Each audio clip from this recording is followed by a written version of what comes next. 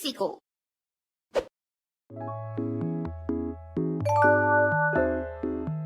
가겠습니다. 큐!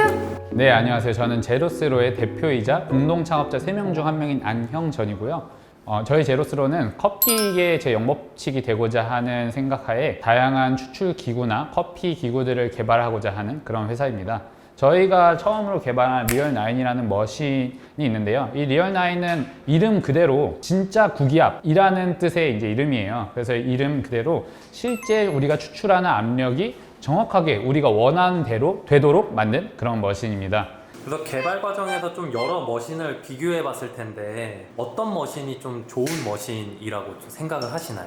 실제로 기존의 에스프레소 머신 같은 경우는 추출이 어떻게 일어나는지에 대해서 관심을 두고 만들어졌다기보다는 그런 높은 압력을 어떻게 생성할까, 즉 방법을 최대한 할 수 있도록 만들어진 것에 가깝고요. 저희가 접근한 방법은 그렇다면 실제로 추출은 과학적으로 어떤 현상이 일어나는 것일까 라는 것에 접근해서 완벽하게 제어한다면은 항상 정확한 추출, 즉 우리가 처음 추출한 것과 두 번째 추출한 것, 그리고 그 다음에 몇 번의 추출이든 항상 동일한 추출을 우리가 반복하려면 어떤 것들을 제어해야 될까라는 것에 초점에 두어서 이제 개발을 하게 되었어요.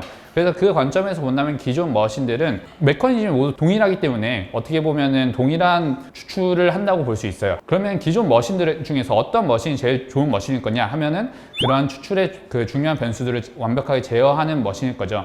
그런 것들이 가능한 머신이 뭐냐라고 생각해 봤을 때 저는 아직 그 기존의 메커니즘으로는 그 어떤 머신도 제어가 완벽하게 되는 머신은 없었다고 생각합니다. 다른 것들은 제어가 불완전했다라고 하셨는데 뭐 그렇게 생각하신 어떤 이유나 그게 있을까요? 아니면 이거는 그러면 완벽하다라고 말할 수 있는 이유라고 해야 될까요? 예를 들어서 저희가 뭐 사람들이 많은 추출 변수에 대해서 얘기하죠. 뭐 온도를 얘기하는 사람도 있고 압력, 뭐 유속, 다양한 변수들을 얘기하는데 그것은 추출에 영향을 주는 변수가 아니라 내가 머신에서 만져볼 수 있는 변수예요. 예를 들어서 제가 뭐 물체의 중력에 대해서 한번 얘기를 해볼게요.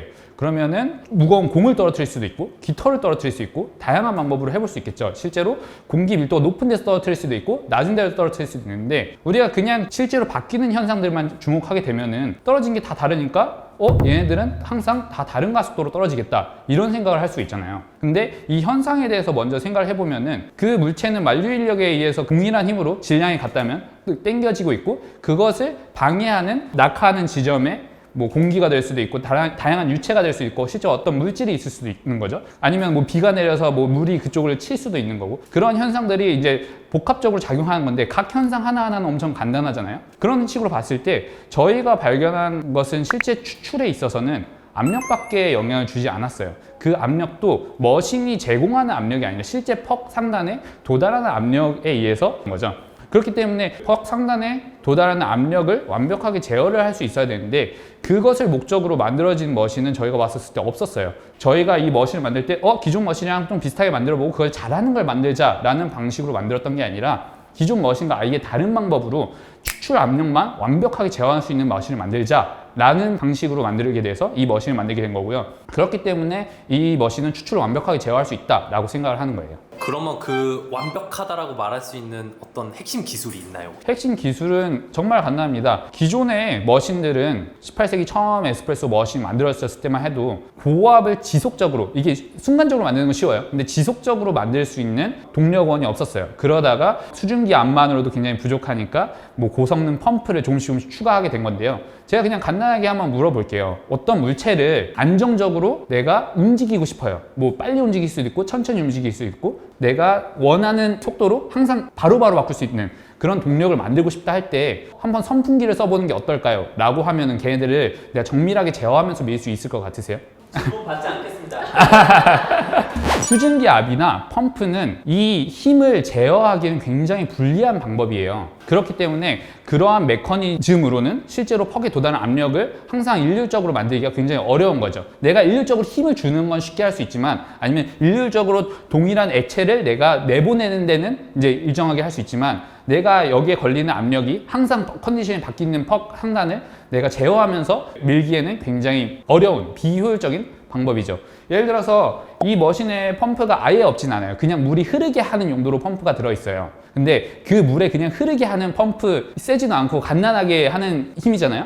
거기에 드는 전력이 얘를 9바 11바로 밀 때 전력보다 많습니다. 그 정도로 실제로 펌프는 전력적으로도 비효율적이고 제어하기에도 비효율적이에요. 하지만 이 머신은 실제로 추출을 할 때는 펌프를 쓰지 않아요. 이 닫힌개로 말하면 좀 어려워하시던데, 그래서 물을 가둬서 실제로 어떤 외부 환경도 이 추출에 영향을 못 주게 만든 다음에 얘네들을 제가 완벽하게 제어할 수 있는 기계적인 부품들로 미는 거예요. 밀면서 얘가 여기 압력이 어떻게 돼 있다를 측정할 수 있잖아요. 그걸 측정하면서 정확하게 내가 원하는 압력이 될 수도 있고, 그 압력이 증가세가 될 수도 있고, 그 압력을 증가하기 전에 물을 적시는 시간이 될 수도 있고, 이런 부분들을 항상 동일하게 될 수 있도록 맞추면서 추출을 하는 머신이라고 생각을 하시면 됩니다. 머신을 개발하면서 정말 다양하게 비교를 해보셨을 것 같은데 좀 어떤 실험들을 많이 해보셨을까요? 사실 맨 처음에 추출에 영향을 주는 건 압력밖에 없을 거야 라고 생각한 건 아니에요. 오히려 저희 처음 목표는 퍽에 도달하는 온도도 변수가 될 수 있을 거라 생각했고, 압력과 유속은 서로 둘 다 맞출 수는 없어요. 왜냐면 압력을 완벽하게 맞추면 유속은 바뀔 수밖에 없고, 유속을 완벽하게 맞추면 압력을 바꿀 수밖에 없으니까, 이 세 가지 요소 중에 압력과 유속은 상반되니까 압력과 온도를 완벽하게 맞추는 머신을 만들자라고 시작을 했었어요. 일부 보셨으면 알겠지만 뭐 참기름 짜는 걸 비유했죠. 제가 참기름 짤 때 그거를 몇 도에 하는지도 굉장히 중요하고, 그걸 어떻게 가는지도 중요하고, 참기름 퀄리티에 정말 많은 변수들이 중요해 라고 하면 아마 저를 미친놈으로 보실 거잖아요. 왜냐면 그게 바뀔 이유가 없으니까. 뭐 예를 들어서 바뀌더라도 추출에 의해서 바뀔 걸까 라고 생각을 해보면은 그게 아닌 게 너무 당연하잖아요. 근데 커피만은 그런 것들이 굉장히 다양한 변수가 있고, 그런 것들 변수 이해하는 게 전문성을 약간 보장해 준 듯이 얘기하는데, 그 많은 변수들은 이걸 바꾸더라도 또 다른 변수에 서 바뀔 수도 있어 라고 약간 뒷길을 또 빼놓잖아요. 그런 것들이 아니라 긍정대조군, 부정대조군을 만들어 놓고 각 대조군 사이에서 실제로 우리 실험 결과 어떻게 나온지를 보고, 어떤 변수를 바꾼다 할 때 부품을 약하게 틀고 크게 틀고 이게 아니라 실제로 퍽에 도달하는 모든 변수들을, 그 변수만을 바꿨을 때 어떤 영향이 있는지 이런 것들을 비교해보는 실험을 했습니다. 저는 온도라고 얘기하지 않아요, 변수를. 정말 간단하게 제가 90도로 추출을 했다고 쳐봐요, 에스프레소를. 그리고 95도로 추출하고 다른 변수들은 정확하게 동일하게 맞췄어요. 그러면 나온 커피가 내가 관능적으로 테이스팅 했을 때 추출이 달라진 거를 확인할 수 있을 것 같으세요? 그렇게 생각하시면은 많은 분들은 그렇지 않나 라고 생각하는데 전혀 아니에요. 이걸 센서리하는 온도도 달라지고요, 이 액체가 그 높은 온도에 향유한 시간도 달라져요. 그런 것들 또한 다 제어를 해서 동일선상에 두고 실제 추출 온도만 달라졌을 때 맛 차이를 봐야 실제 이것들이 진짜 이것에 의해 변했는지를 확인을 할 수가 있는 거죠. 처음부터 물 온도를 낮춰서 나오는 에스프레소를 생각을 하셨나요? 내가 압력을 이렇게 그려, 온도는 이렇게 그려, 그러면 매 추출 그걸 반복하는 머신이었어요.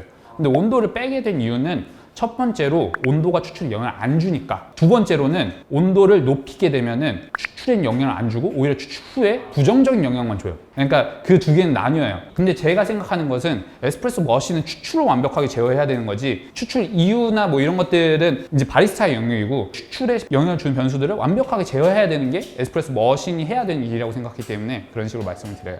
머신 개발하면서 사람들이 잘못 알고 있었던 부분? 많은 사람들은 저희 머신 하면은 차가운 에스프레소 이런 식으로 알고 계세요. 근데 저희 머신은 온도에 대해서 얘기를 안 하려는 게, 온도가 영향을 안 주기 때문인데, 사람들은 그러면은 뭐 겨울에 들어가는 물의 온도랑 여름에 들어가는 물의 온도랑 또 다르잖아요. 그런데 방금 온도에 상관없다고 얘기했는데도 그런 식으로 얘기를 하더라고요. 그래서 그러면 이 사람이 진짜 온도에 의해서 변하는 변수들을 실험을 해봤나 하면은 띡 그냥 머신의 온도 한번 바꿔서 추출해보고 다른 건 다 그대로 두고 그게 이제 차이가 나더라, 이런 식으로 잘못된 실험 접근을 하더라고요.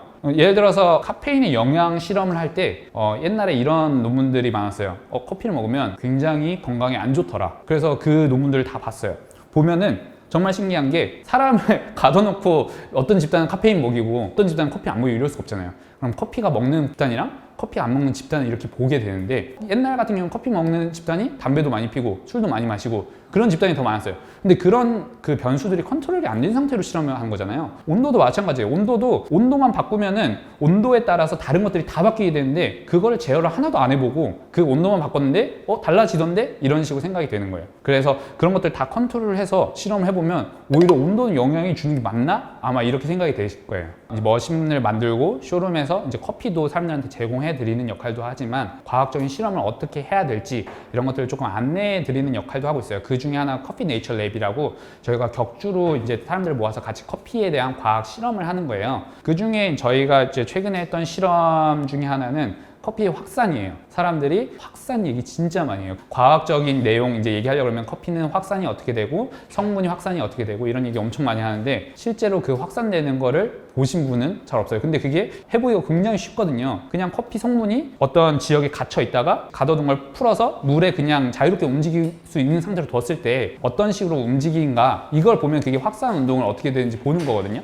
이 조그만한 쟁반 채우는데 확산 속도가 거의 1시간 걸려요. 근데 그런 실험을 보통은 자기가 직접 안 해보고 배운 거 그대로 전파를 하죠. 다른 사람들한테. 그래서 그런 부분들이 제가 이 머신을 만들면서 가장 많이 겪어본, 제대로 된 과학 실험을 안 하고 이렇다더라, 너가 잘못 알고 있는 거야, 이런 현상들이 굉장히 많아서 말씀하신 부분들이 실제로 엄청 많이 겪었습니다. 카페를 창업하려고 하는 분들한테 혹시 하고 싶은 제언이 있을까요? 그 카페 창업자 분들에겐요, 이 머신 제작자나 이제 회사의 대표를 떠나서 커피를 좋아하는 한 명의 사람으로서 이제 말씀드리고 싶은 거는, 제가 뭐 그들보다 더 잘나고 이런 건 아니지만 그래도 자신만의 엣지가 확실한 상태에서 시작을 하시면 좋겠어요. 그 엣지가 커피 맛일 수도 있고 커피 맛이 뭐 다양한 형태로 나타날 수도 있죠. 그거를 정말 잘 보여줘서 진짜 맛이 없는데도 손님이 맛있다고 느끼게 하는 방법일 수도 있고, 호스피탈리티나 아니면 쇼잉 같은 부분이나 원재료를 정말 좋은 걸 잘 구해, 이래서 할 수도 있는 거고, 아니면 그 사람들한테 좋은 무드의 공간을 보여줄 수도 있는 거고. 카페라는 게 요새는 이제 커피 맛으로만 대변되는 게 아니라 정말 다양한 형태로 사람들한테 가치를 줄 수 있잖아요. 그런 가치를 줄 수 있는 자기만의 엣지가 있다면은 뭐 그런 카페를 창업할 때 굉장히 도움이 되지 않을까라고 그런 식으로 한번 생각을 해봤습니다. 얘기 너무 잘해주셨고, 마지막으로 좀 하고 싶은 얘기? 제시고 구독자 분들에게 드리고 싶은 말씀은, 실제로 커피 시장이 굉장히 많이 변화하고 있어요. 커피라는 게 우리나라뿐만 아니라 다양한 나라에서, 제가 이제 다양한 바리스타, 세계적인 바리스타나 아니면 다른 나라 바리스타 분들과 얘기해 보면은 보통은 카페인 음료로 취급되고, 일반인들한테 실력 있는 바리스타란 뭔가 맛있는 커피를 하는 게 아니라 딴 나라 얘기, 뭐 내가 모르는 얘기, 이런 걸로 받아들여졌는데, 그렇지 않고 실제로 맛있는 커피에 대한 수요층이 크게 늘어나고 있어요. 저희도 그렇기 때문에 이렇게 정확한 커피를 만들 수 있는 머신을 만들어 보고자 하는 거고요. 캐나다 바리스타 챔피언이 한 말이 있어요. 자기는 파이를 더 먹기 위해서 옆에 사람 파이를 줄이고 내 파이를 늘리는 방법도 있겠지만 이 파이 전체를 크게 하고 싶다. 그래서 제가 제시고 구독자 분들과 같이 하고 싶은 것도 마찬가지예요. 이 맛있는 커피에 대한 커피 시장을 같이 늘려보고 사람들한테 추천해주고, 커피는 이렇게 맛있을 수 있다. 제가 제일 좋아하는 말이 에스프레소는 원래 맛있다라는 말인데, 그런 것들을 널리 알려서 좀 더 사람들이 맛있는 커피를 합리적인 가격에 즐기고 그런 문화를 향유할 수 있는 세계를 만들어 나갔으면 좋겠습니다. 네, 감사합니다. 다음에 다시 써보세요. 네.